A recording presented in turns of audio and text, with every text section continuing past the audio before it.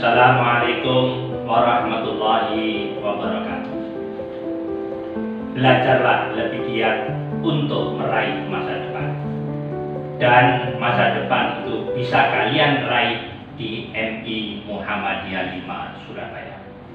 Tunggu apa lagi? Ayo segera mendaftar di MI Muhammadiyah 5 Surabaya. Assalamualaikum warahmatullahi wabarakatuh.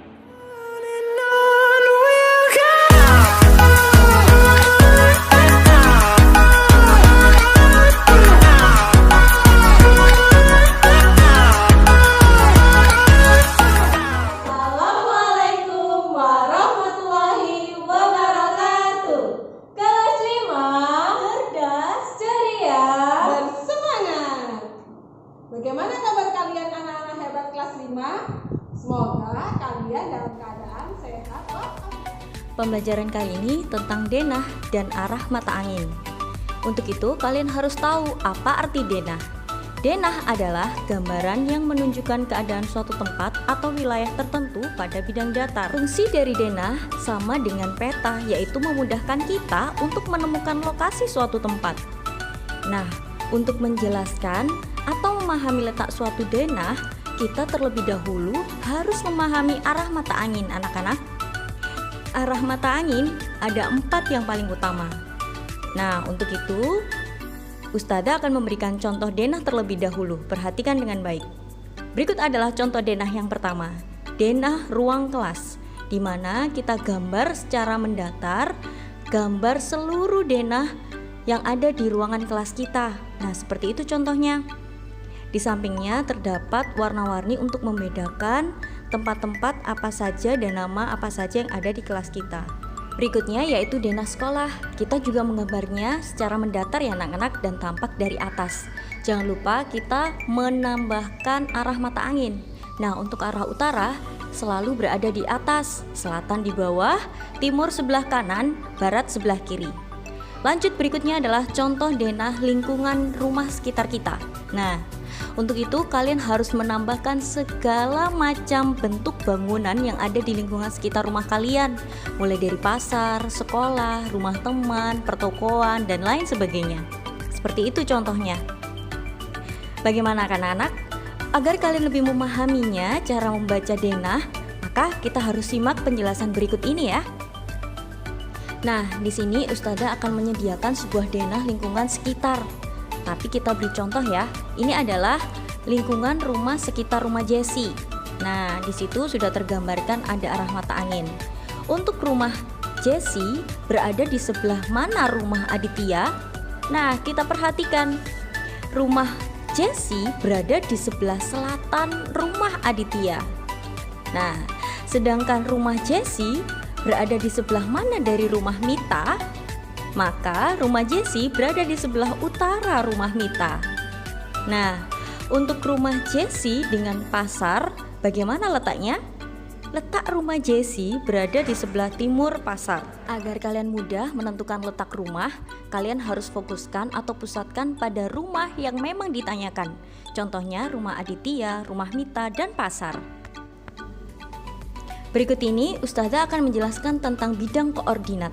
Bidang koordinat adalah permukaan 2 dimensi yang terbentuk oleh 2 garis bilangan. Nah, salah satu garis bilangan itu terdiri dari garis horizontal yang disebut dengan sumbu X atau garis mendatar, dan bilangan yang lainnya adalah garis vertikal atau disebut dengan sumbu Y atau garis secara tegak lurus. Nah, contohnya seperti gambar di samping, itu adalah bidang koordinat kartesius anak-anak. Terdapat kotak-kotak dan terdapat sumbu X dan sumbu Y. Pada saat nanti kalian mengerjakan sumbu koordinat seperti ini, maka kita harus menuliskannya mulai dari X terlebih dahulu. Setelah X baru Y-nya yang kita masukkan. Nah, untuk lebih jelasnya, Ustadzah akan memberikan contoh seperti ini. Nah, di sini Ustadzah mempunyai kotak-kotak yang terdiri dari 5 kotak dan huruf abjad A sampai dengan H. Nah, untuk A, B, C, D, E, F, G, H itu merupakan kolom. Nah, untuk 1, 2, 3, 4, dan 5 itu merupakan baris. Atau kita bisa sebut dengan A, B, C, D, E, F, G, H itu merupakan sumbu X. Sedangkan 1, 2, 3, 4, dan 5 itu merupakan sumbu Y. Nah, seperti contoh yang di depan tadi ya, tentang bidang koordinat, kalian harus ingat, untuk sumbu X itu adalah sumbu yang mendatar, sedangkan sumbu Y itu adalah sumbu yang tegak lurus. Nah, jadi kita membacanya, jika A itu adalah kolom, maka 1 itu adalah baris. Oke, kita langsung pada contoh gambar sapi. Di mana ya sapi? Nah, kita lihat ternyata sapi ada di pojok atas sebelah kiri. Nah, ingat Ustazah tadi bilang kita mulai menulisnya dengan sumbu X, yaitu gambar sapi terdapat di sumbu X atau kolom huruf apa? Huruf A. Iya, kita tulis A, koma. Nah, gambar sapi berada di baris keberapa? Atau sumbu apa? Sumbu Y. Sumbu Y yang apa? 5. Nah, maka sapi berada pada koordinat A, 5. Bagus. Nah, berikutnya. Contohnya gambar ayam. Kita cari di mana ayam? Oke, di situ ya. Nah, kalian sudah menemukannya? Maka kita tentukan berapa titik koordinatnya. Iya, bagus sekali. B.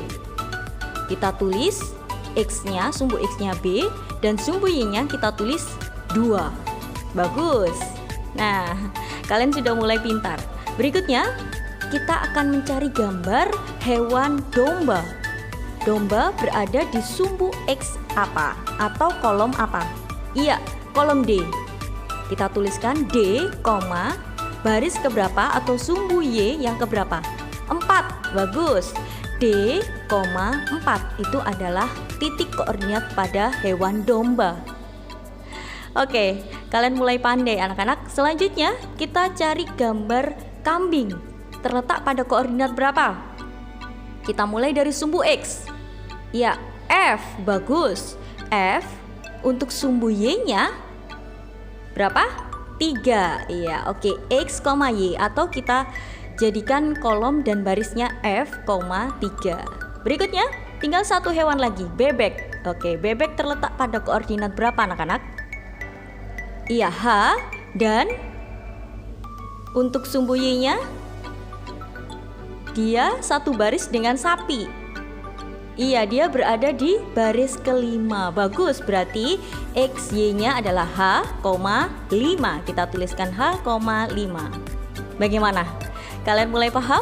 Nah, jangan lupa ya, dan jangan sampai terbalik antara X dan Y. Kalian wajib menuliskan X-nya terlebih dahulu, baru Y-nya.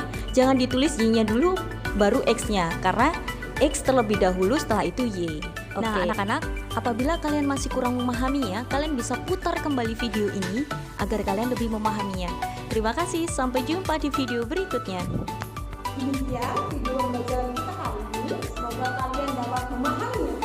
Agar kalian lebih memahaminya, setelah ini kalian akan mendapatkan tugas dari Ustazah Ayu.